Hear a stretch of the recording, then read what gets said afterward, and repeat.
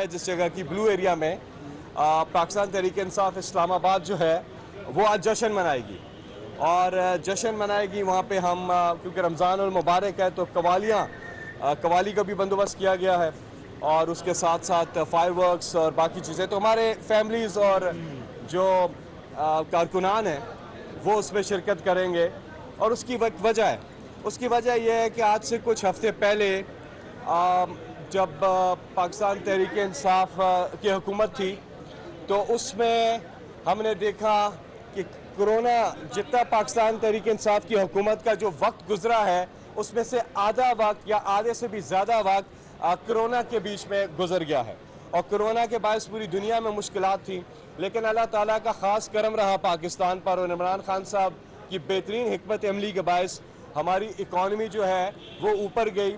पूरी दुनिया की इकॉनमी नीचे आई लेकिन पाकिस्तान की इकॉनमी ऊपर गई और बाकी फैक्टर्स भी जो है कमाल के रहे। एक्सपोर्ट्स, रेमिटेंसेस, टैक्स रेवेन्यू, तमाम चीज़ें कमाल की रही। Health card, dams, 10 dams project, तो काफ़ी जो कारकर्दगी है बेहतरीन ली। लेकिन बहरहाल महंगाई का एक इशू पूरी दुनिया में था, ऑयल प्राइसेस की कीमतें ऊपर जाने की वजह से और उसकी इम्पोर्ट बिल की वजह से भी तो महंगाई का एक मसला था जिसकी वजह से कुछ लोग जो है थोड़े से परेशान तो थे, जाहिर है, और हम उन्हें बताने की कोशिश भी की कि दुनिया पूरी में महंगाई है और वो चीज़ बावर तो हुई। लेकिन ये जो पीडीएम ने हमारे साथ कर दिया कि हमारी पार्टी के अंदर, और हमने उस वक्त ही कह दिया था कि इनका बहुत बहुत शुक्रिया कि जो इन्होंने हमारे साथ कर दिया है। दो चीज़ें इन्होंने कमाल की हैं, एक इन्होंने जो बैरूनी साजिश की है वो, और दूसरी इन्होंने जो अदम एतमाद की तहरीक जो उससे लिंक्ड है वो जमा करा के पाकिस्तान तहरीक इंसाफ पर एक ख़ास इन्होंने, हम उनका शुक्रिया बोलेंगे कि हमारे वर्कर के अंदर, हमारे फॉलोअर्स के अंदर, पूरे पाकिस्तान में एक नई जान आई है। अब एक और बात पे इनको हमने उस शुक्रिया के बदले ये जो चाहते थे 1.5 साल से, उससे ज़्यादा अरसे से ये एक चीज़ चाहते थे, इनकी स्टेटमेंट्स मौजूद है कि अर्ली इलेक्शन क्यों नहीं कराते, इलेक्शन की तरफ जाएं। इमरान खान साहब, आप तो अवाम में आपकी पॉपुलैरिटी ख़त्म हो गई है, आए इलेक्शन में आए और हम पॉपुलर हैं, पीडीएम पॉपुलर है, इलेक्शन की तरफ आए। अब हमने कहा आ जाए भाई इलेक्शन की तरफ, अब आ जाए, और अब भाग रहे हैं। अब आए ना, मैदान में आए, मैदान हाजिर है, दूध का दूध और पानी का पानी हो जाएगा। पाकिस्तान तहरीक इंसाफ ने आपकी ये ख्वाहिश भी पूरी कर दी है। एक आपकी बैरूनी साजिश जो 3 एजेंट्स यहाँ लेकर के आए, 3 एजेंट्स पीपल्स पार्टी, JUI और नून लीग के जो कायदीन है, तीनों एजेंट्स ये साजिश लेकर आए, उसको एक स्टेज पे नाकाम बना दिया इमरान खान साहब ने। और दूसरी, अब इलेक्शन की तरफ हम जा रहे हैं। कल हमारा पार्लियामेंट्री बोर्ड जो है उसका पहला इजलास होगा और हम तो पूरी तैयारी की तरफ निकल पड़े हैं। अब तो हम पूरी तैयारी कर रहे हैं और इस बार हमारे जो नज़रियाती कारकुन हैं, जो हमारे दरीना कारकुन हैं, जो नज़रियाती कारकुन हैं, उनको अव्वलीन तरजीह देनी चाहिए। ये मैं अपनी लीडरशिप से कह रहा हूँ कि उन्हें आपने इस बार इग्नोर नहीं करना। और साथ ही में एक बड़ी चीज़ जो होने जा रही है कि ये इलेक्शन पाकिस्तान की तारीख का पहला इलेक्शन होगा जो फ्री एंड फेयर इलेक्शन होगा और उसमें कोई बंदा बीच में इन्वॉल्व नहीं है, मशीनें इन्वॉल्व हैं। कोई पंचर नहीं लगा सकेगा, अब कोई इसमें पंचर अब नहीं लग सकेंगे। जो 35 पंचर पहले लगे उससे ज़्यादा पंचर लगे और इसी मुअज़्ज़ज़ अदालत के सामने केस चला तो मुअज़्ज़ज़ अदालत ने 21 फाइंडिंग्स दी और कहा कि बाकी में इलेक्शन में काफ़ी ज़्यादा मसाइल थे उस सिस्टम के अंदर, और हमने फिर वो सिस्टम को आकर के ठीक किया गवर्नमेंट में। तो इलेक्ट्रॉनिक वोटिंग मशीन पे इलेक्शन होगा जिसकी वजह से ये इलेक्शन पाकिस्तान की तारीख का इंशाल्लाह सबसे साफ और शफाफ इलेक्शन होगा, नंबर 1। नंबर 2, जो हमारे ओवरसीज पाकिस्तानी हैं वो अब बासानी वोट कर सकेंगे। पहले उन्हें टिकट कटा करके पाकिस्तान आना पड़ता था, अब ऐसा उन्हें नहीं करना। अब वो ये करेंगे कि जहाँ पे जिस मुल्क में है इंटरनेट पे जाएंगे और उसका एक तरीकाकार है, उसके मुताबिक वो इंटरनेट पे जाके आई वोटिंग कर सकेंगे वहाँ बैठे बैठे।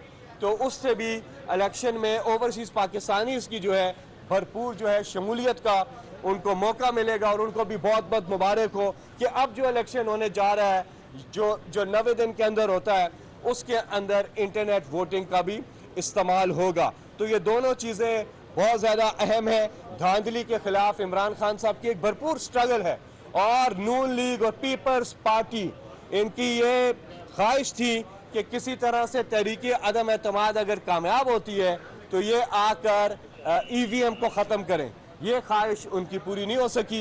इलेक्शन जो है वो इलेक्ट्रॉनिक वोटिंग मशीन पर ही होगा और उनकी ये साजिश भी नाकाम हुई है, बैरूनी साजिश नाकाम हुई है और इलेक्शन में फ्री एंड फेयर इलेक्शन से भागने की उनकी एक जो कोशिश है वो भी नाकाम हुई है। तो इस इलेक्शन में जिससे ये भाग रहे हैं और इनकी अपनी ख्वाहिश थी कि जी क्यों नहीं इलेक्शन हो रहा, क्यों नहीं इलेक्शन हो रहा, तो अब हो रहा है। उसके अलावा पाकिस्तान तहरीक इंसाफ ने ख़ास तौर पे जो हमारी यूथ है उसको मुतारक करने के लिए एक बार फिर हमने एक कैंपेन का आगाज़ कर दिया है, जिसको लीड करेंगे वज़ीर आज़म पाकिस्तान इमरान खान साहब, जो अब कुछ दिन के बाद वज़ीर आज़म नहीं साबिक वज़ीर आज़म हो जाएंगे और फिर निगरान वज़ीर आज़म जो आएंगे। उस हवाले से सदर ने ख़त लिख दिया है वज़ीर आज़म को भी, जो इस वक्त वज़ीर आज़म है, और आउट गोइंग असम्बली के जो अपोजिशन लीडर हैं उनको भी ख़त लिख दिया है कि आपने जो नाम देने हैं, दोनों ने नाम देने हैं, निगरान वज़ीर आज़म के हवाले से वो नाम दे दें। और अगर कोई इत्तेफाक के सिलसिले में नहीं होता तो फिर आपको पता है कि उसका एक प्रोसीजर है, उसमें पार्लियामेंट्री कमेटी जो है वो बनती है और फिर आगे जो भी प्रोसीजर होता है वो होता है। लेकिन पेशरफ जो है वो हो चुकी है, ख़त सदर मुमलिकत ने लिख दिया हुआ है। हमारी पूरी तैयारी है इलेक्शन की। कल हमारी, जैसा कि मैंने आपको बताया, कि पार्लियामेंट्री बोर्ड का इजलास है और मुख्तलिफ हलकों में जो पोटेंशियल जो कैंडिडेट्स हैं वो अपनी तैयारी शुरू करें और वो अपनी तैयारी शुरू करें। ख़ास तौर पे जो हमारे नौजवान हैं, इस बार फवाद चौधरी साहब, इस बार आपने हमारे जो दरीना कारकुन हैं, जो नौजवान हैं, उनको मौका देना नजरियाती को। और ये घुसपैठिए जो हैं, ये जो रवायती सियासतदान हैं, इन्होंने जो किया है वो आपके सामने है। खुदा राय ने हमारी पार्टी के अब करीब ना आने दीजिएगा।